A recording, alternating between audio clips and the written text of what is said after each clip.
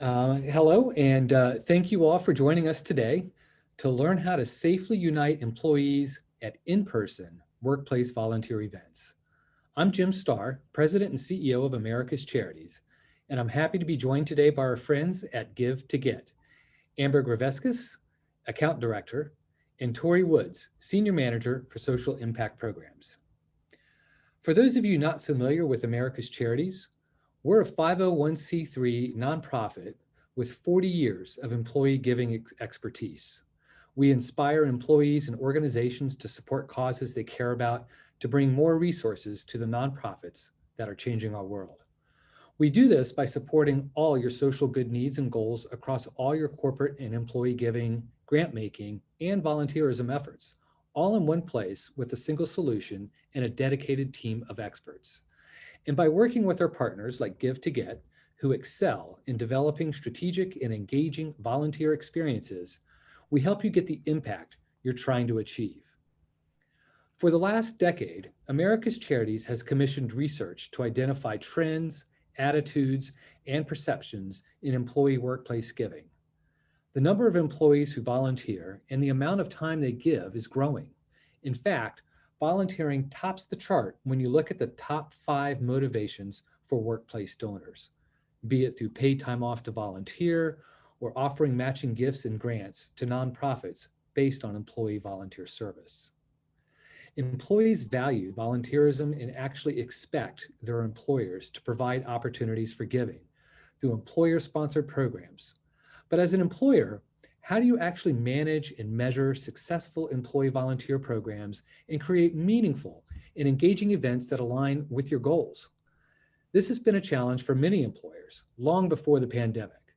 But after COVID-19, even some of the most established employee volunteer programs were forced to reevaluate and pivot their programs to what has become this new normal.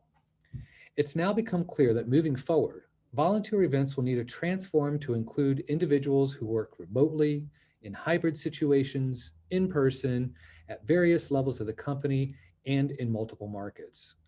The good news is, whether your employees volunteer in person or virtually, the same tried and true best practices still apply.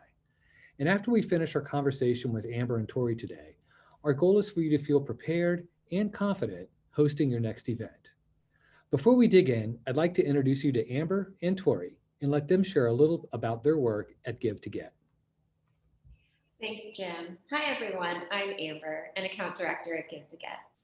In my role, I oversee our accounts so that clients who are working across multiple markets or utilizing multiple services have one contact they can turn to, while our social impact programs team, which Tori is part of, focuses on making individual events come to life. Throughout this presentation, you'll learn more about how to bring employee volunteer events back safely as early as later this summer. Although we have time for questions and answers at the end, feel free to introduce yourselves now and drop questions in the chat as we go along. Now, a little about us. Give to Get is a social impact company with 25 years of experience creating and refining brand CSR strategy, planning and executing community engagement events for consumers, employees, and meeting or conference attendees, and measuring the results of all the good work you do, whether you're a Fortune 10 company or a local nonprofit. As a cause-agnostic company, we help you support the causes that matter most to you. Before the pandemic, that meant creating high-energy, in-person volunteer events at nonprofit locations, in corporate offices, or in hotel ballrooms around the world. When the pandemic began, however, we created virtual volunteer programs. And now, as companies invite their employees back to the office, we're building safe in-person programs. Although you should always follow your legal and facilities team's guidelines when planning in-person employee volunteer events, we would like to share some of our learnings from the last few months with you. Today, we're going to discuss choosing an appropriate nonprofit partner, securing a safe venue and planning for remote options for those who prefer them, recruiting attendees and communicating safety guidelines before the event, implementing safety protocols, and integrating your employee volunteer event into a larger company-wide return to work welcome. How do you choose an appropriate nonprofit partner? Our first question is relevant to all companies that are engaging in CSR efforts, but there may be additional needs for those who are hosting employee volunteer events. To ensure that this webinar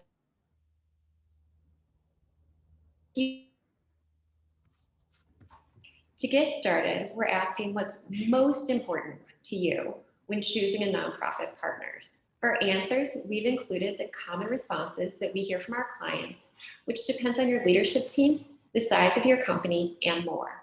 We'll give you about a minute to answer.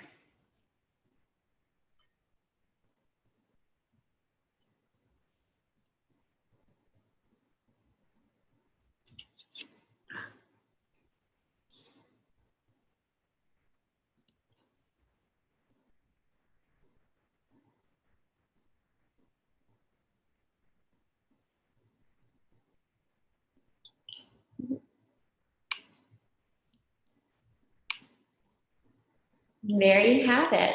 The most important part is whether or not the nonprofit supports our CSR pillars.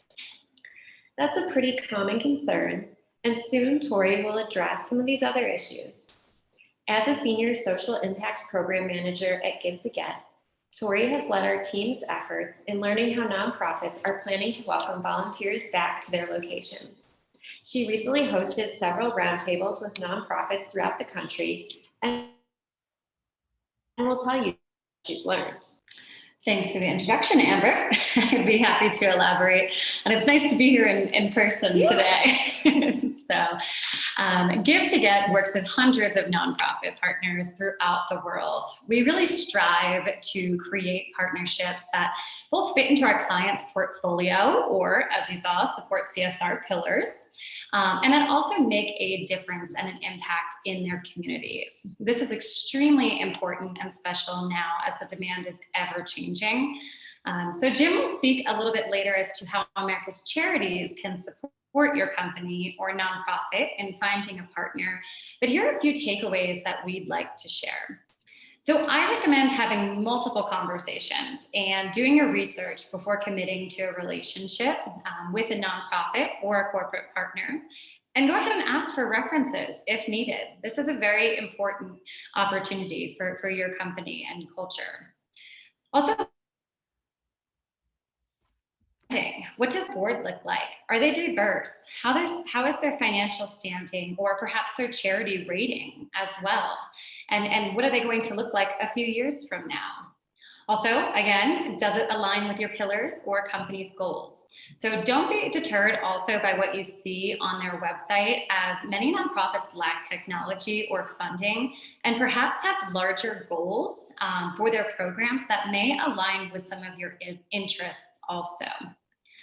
I do ask, and coming from the nonprofit sector, to try not to create more work for their team.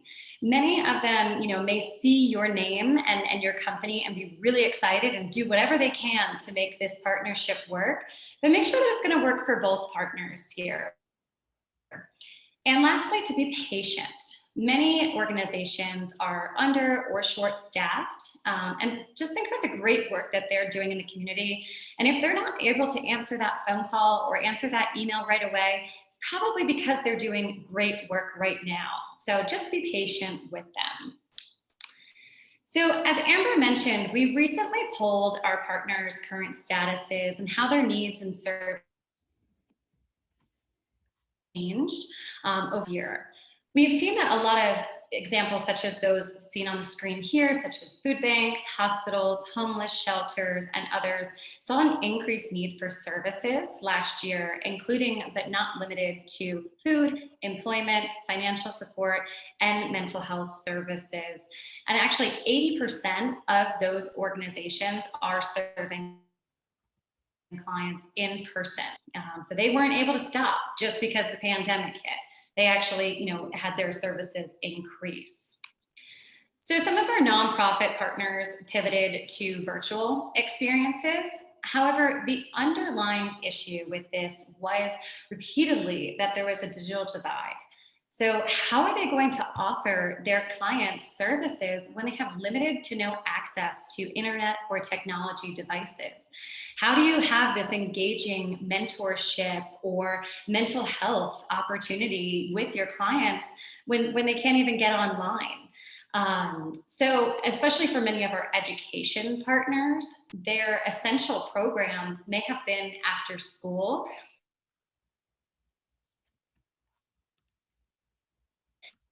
and actually help kids just even attend these classes and sign on to their classes, whereas they used to, promote and host these STEM programs after school.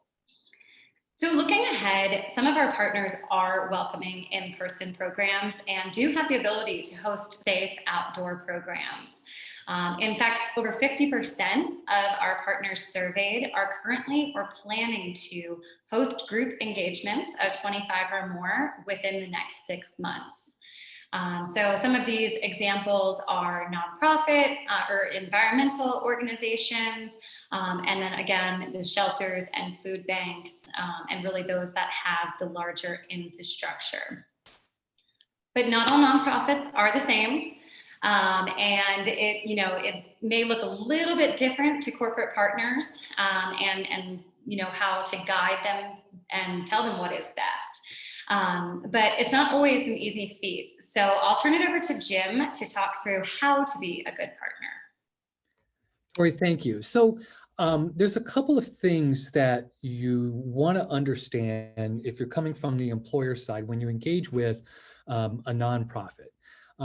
First is working with your partners to gain clarity about what are the skill sets that they're looking for their mission, and how your employees can engage and align their skill sets with what their needs are. And so that's just really a dialogue of having that conversation of what the needs are, and then what are some of the key skill sets that lie behind those needs in order to execute against that.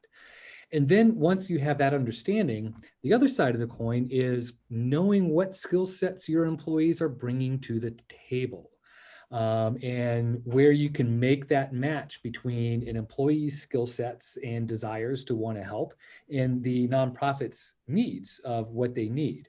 And so that's a little bit harder to have a conversation with your employees about, particularly if you've got 1,000 employees, 5,000 employees, 50,000 employees.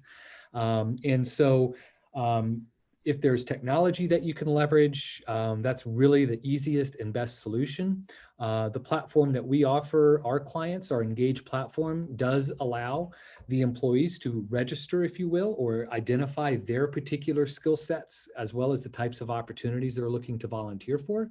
So that way you essentially have a database of what your volunteer skill sets are, and then you can help align and match those with the needs of nonprofits. So that understanding the skill sets and doing that alignment is an important task, and I think leads to much broader engagement and satisfaction with the engagement, both from the nonprofit as well as from the employees. And at the end of the day, a better outcome for all.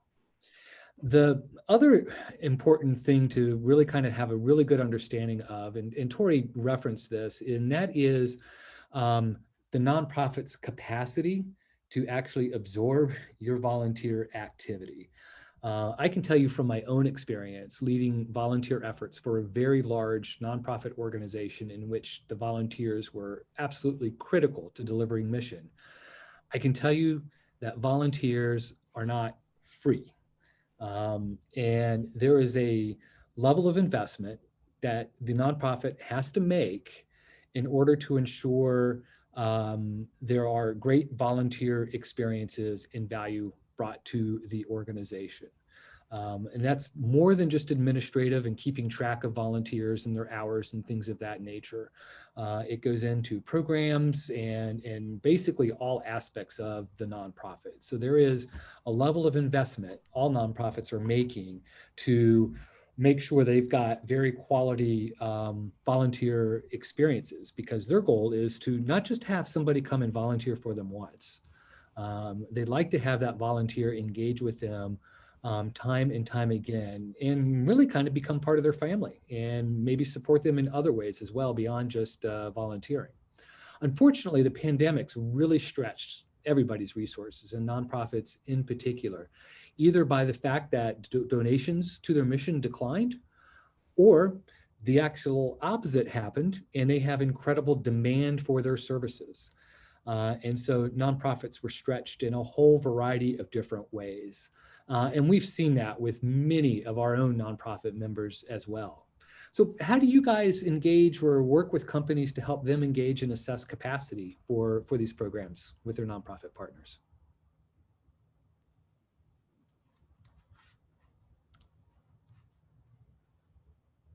Yeah, so now that we've discussed finding an appropriate nonprofit partner, we're going to discuss how to find a safe venue or space to host your employee volunteer event. Knowing that everyone's experience this last year has been different, we'd like to ask you, what would help you feel safe when you return to volunteering? This could include being vaccinated or knowing that others are vaccinated, as well as hosting events outside. So we'll give a minute to answer our poll question.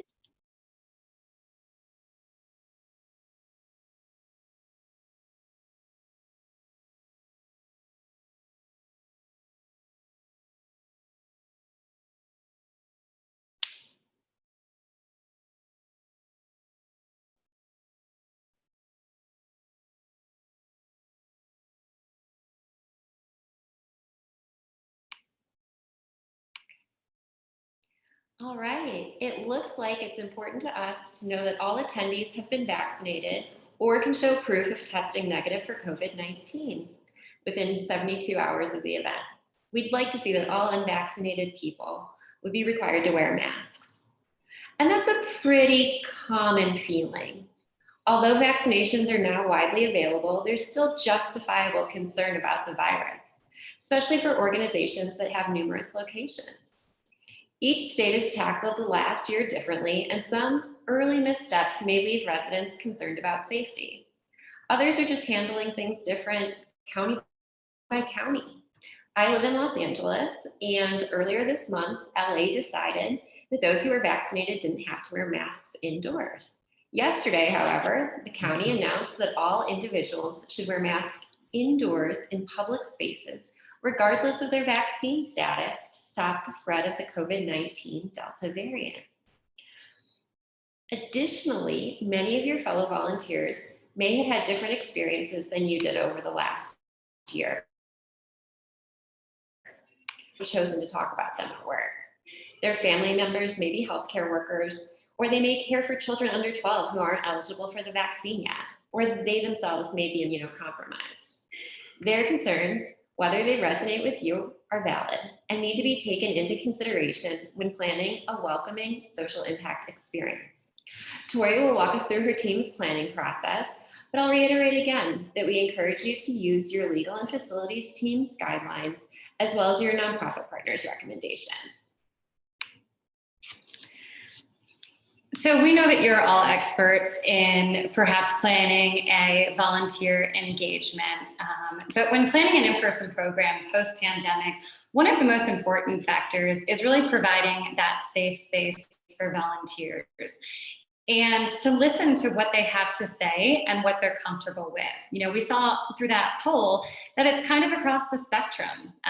So, you know, keep that in mind as you are planning.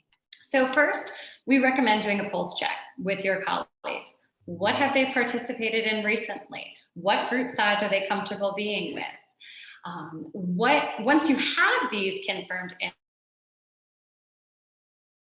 can actually start planning.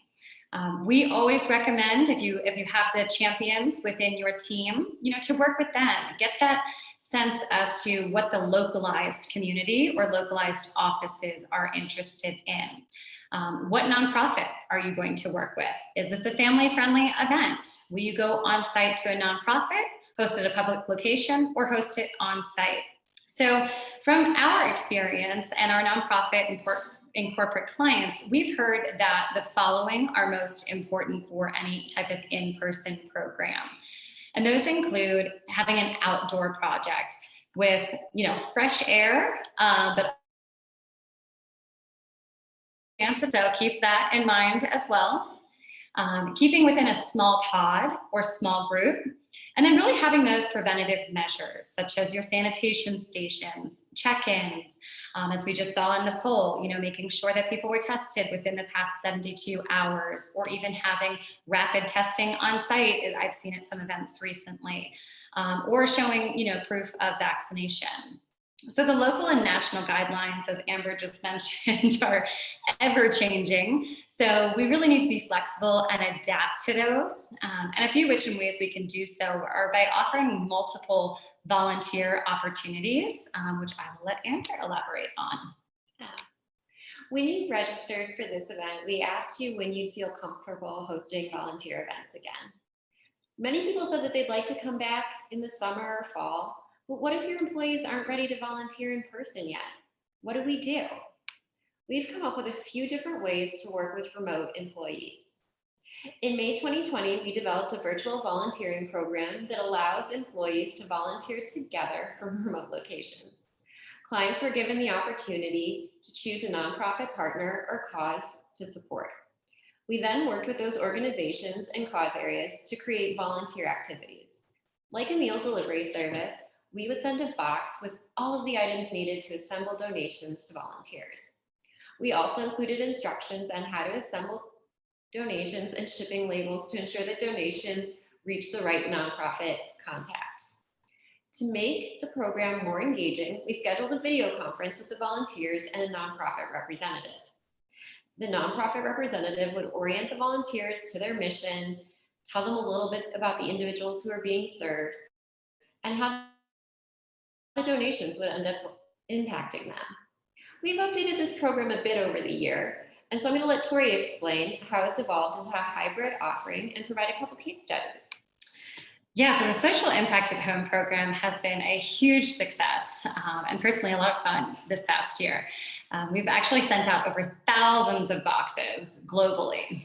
But now it's really the time to start our hybrid programs, as Amber had mentioned. And we've been working with a few of our corporate clients to integrate these hybrid programs. I'm going to give you two different examples here. Later this week, actually, I have a national company that is hosting a day of service for 85 volunteers. Now, some of them are going to be meeting in person in their offices in Texas, Florida, California, Illinois, kind of all over the country. And then a few are also going to stay remote that won't be joining the in-person, in-office program. So what we did is we send the exact same boxes with a little variance here and there to those volunteers that are going to be participating together in a conference room, and then those that are also going to be participating remotely. This allows them to have the same activity, making a similar impact, and hosting a virtual event to connect everyone.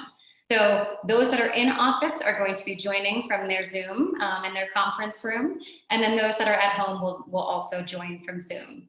Now, coming back to how to choose a nonprofit partner, we chose to recommend a national organization, specifically for this one, Volunteers of America, which has localized chapters, both for the different office locations and where the office or the company is headquartered. That way, the individuals, if they choose to continue that relationship after they learn about the organization, they can continue to make that localized impact. And as Jim was saying, move on from not just being a one-time volunteer, but a volunteer multiple times and maybe even becoming a donor or a future board member for that local chapter. So then another example was a request from a client that has retail stores. And we developed unique boxes for this program and activities that allowed retail and hourly employees to give back during their breaks through an easy step-by-step process. Keeping in mind that you don't have a lot of space in the back of a retail store and you may not have a lot of time, but you still want to do something. So really finding that sweet spot for those who are in person and back at the office, and for those who may be still remote and uncomfortable with joining or may stay remote with some companies, is going to be really an exciting opportunity for your company and a way to communicate impact for volunteers. Although all of these opportunities are exciting, it will change the way we communicate them. Now more than ever, communication is essential. So we'd like to start this discussion with a question about recruiting. What is the biggest hurdle to recruiting employee volunteers? It could be that employee volunteering is new this year, or that you don't have the time or resources needed to build a true recruitment campaign. Maybe you lack a technology platform, or maybe you just don't have the budget right now. Let us know.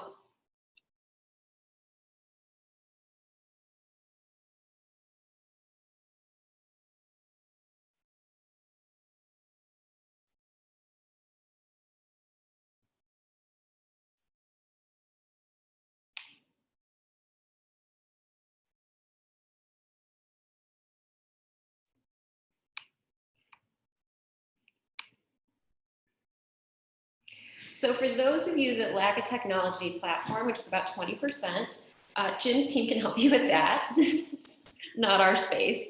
But we do kind of tackle some of these other questions and some of these other issues, particularly when we talk about the lack of time and resources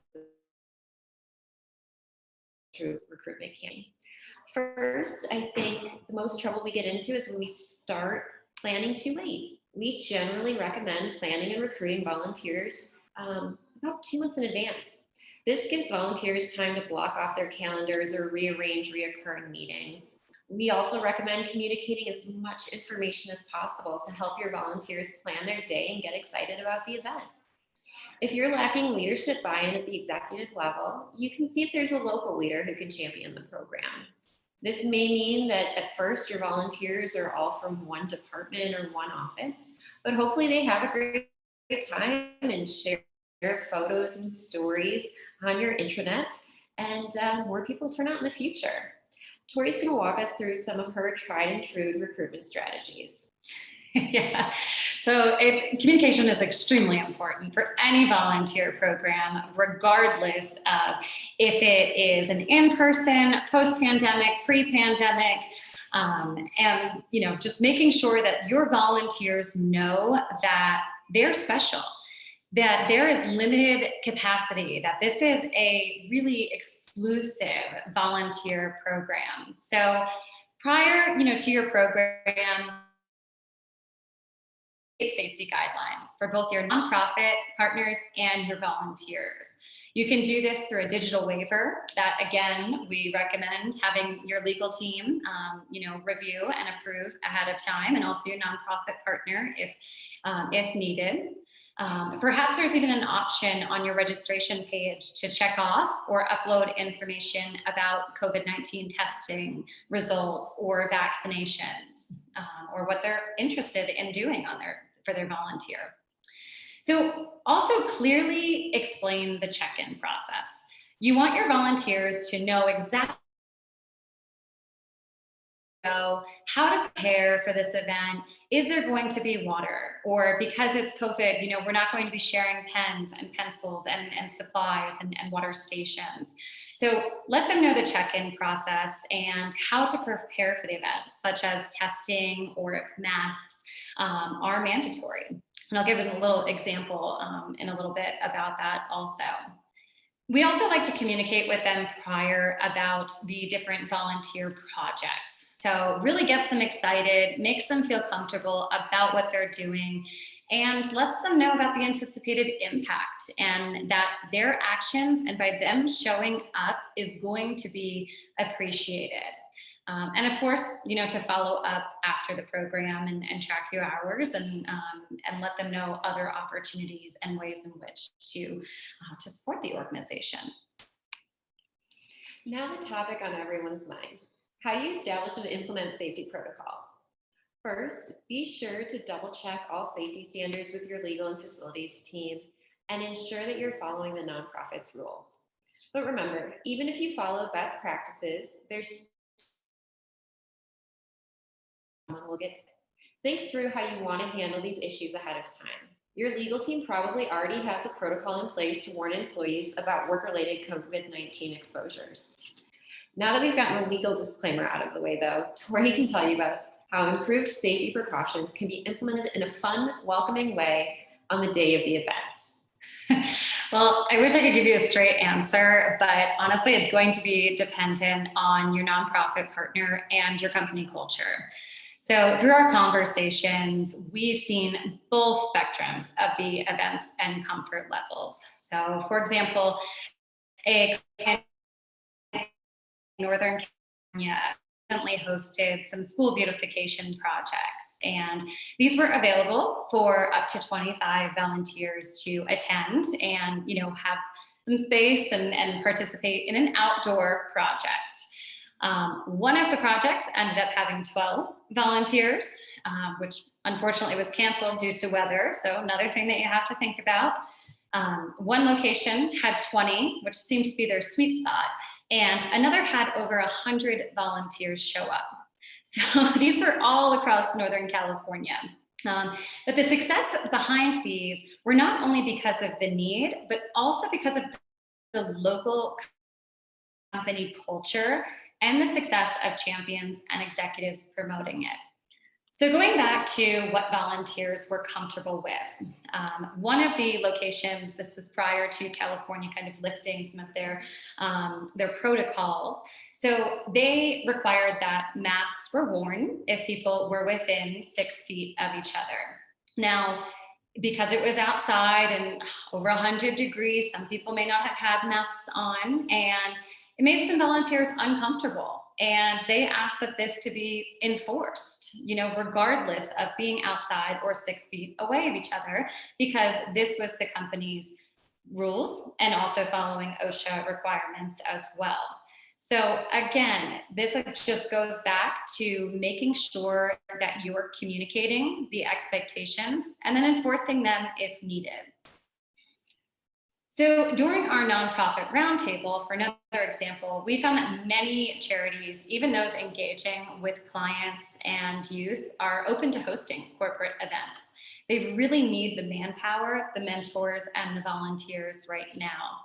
So, for example, many school facilities are extremely overwhelmed trying to reopen this fall. Many shelters are serving unprecedented numbers, and we do anticipate seeing those continue to increase as some of the mandates and government protocols out there are changing. And many of these partners are asking that that volunteers wear masks, that there are check-ins, and some of them are also requiring volunteers to be vaccinated in order to participate. So if a nonprofit is requiring vaccinations, and this may not be comfortable, with everybody, you can look into other options, find nonprofit partners, or just post on the event listing and communicate this clearly ahead of time. So regardless, you need to implement, these safety measures set forth by OSHA, legal, facilities, environmental health and safety, and also the nonprofit partner. Yeah, the last thing you want to do is turn up to volunteer and not be able to because information wasn't communicated correctly. So now we'll discuss how to integrate employee volunteer events into a return to work initiative. As we stated earlier, employees' experiences have been different throughout the pandemic, which inevitably influences them as they return to the office and social events. We've pulled together a list of common concerns, but realized there could be some others, and that these could change as the situation here changes as well. So we'll give you a minute to answer this poll, and then we'll talk about how to troubleshoot some of these situations.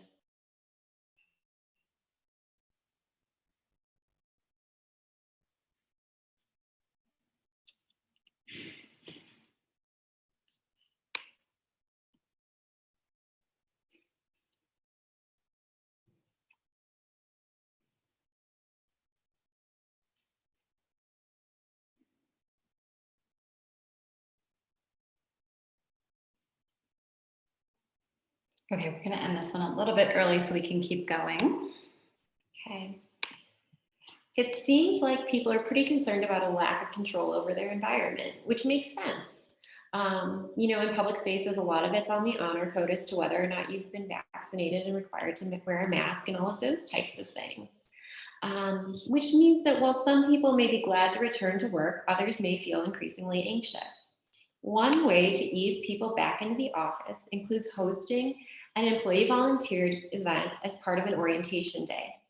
By setting up these events outside, individuals can take a break from their first day back in the office. So it's a little bit of relief from that anxiety. These areas can also invite conversation from leadership teams about the events of the last year and how the company will work to support its local community going forward.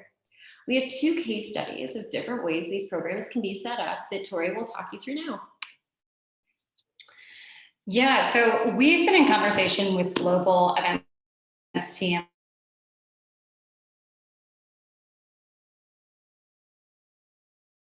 too, which is a very exciting opportunity, not only to reconnect with each other, but also to make a difference as we attend these events. So the social impact zone is a great model and suggestion as we re-enter the meetings and events world, because it allowed these 30,000 individuals to come and go as they please. So for some, if the event was too crowded, they could come back to a later shift or attend a smaller pop-up station that were hosted throughout the convention center.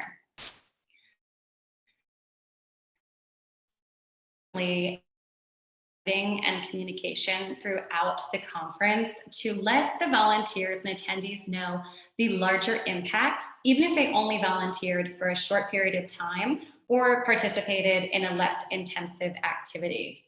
So again, kind of creating that control over your environment. Another option is to host an in-person program on site at an office location. So not only does this integrate well with any legal, environmental health or safety policies, but it also makes it really fun and easy option for volunteers. So as individuals return to work, it will be important now more than ever as a company to show up for the community. Many companies have taken a position on current issues. So, now is the opportunity to do something about it and support that local community. So we recommend considering to host a welcome back event that offers teams, floors, or even employee resource groups the opportunity to step up. Now, these don't have to be large or intensive programs. They could be as simple as an assembly line to pack backpacks or hygiene kits as employees are walking into the building, or a pickup station where they grab all of the goods that they need and bring them back and assemble them at their desk in a safe space that they feel comfortable. Second, to have a successful event, you must invite people back to a safe, welcoming, purpose-oriented space. Third, the nonprofit need has never been greater. This is your opportunity to make meaningful,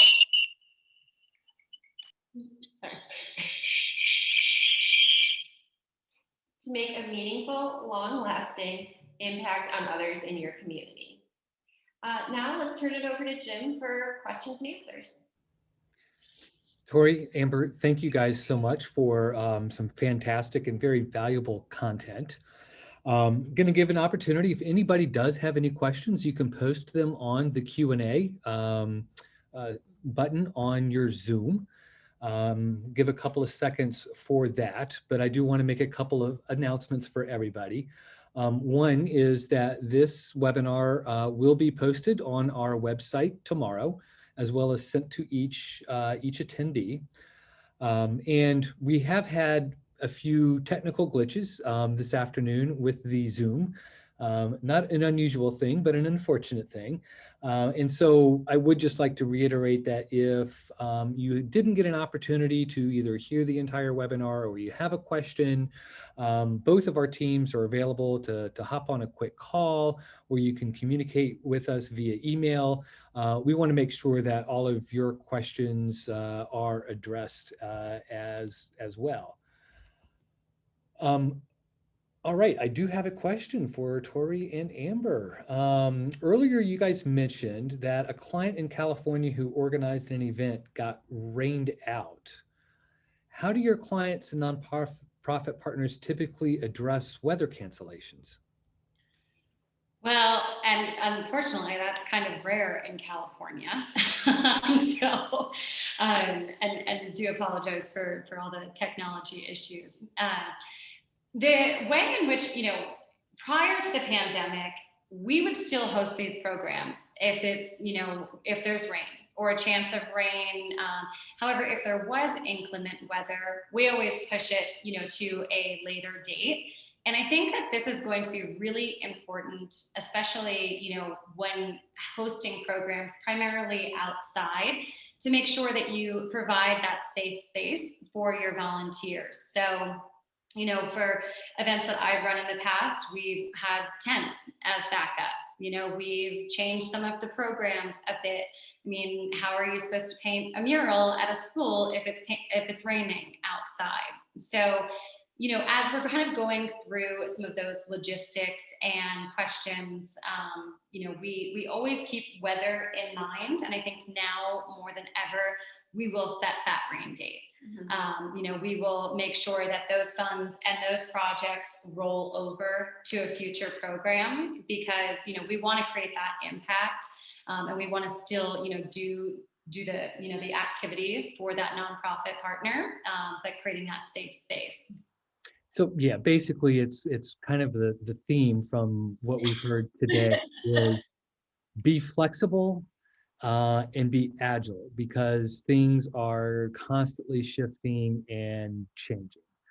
And so, as it relates to the pandemic, weather's just another element of it. And there are a host of other things that I know seem to be frequently happening more often.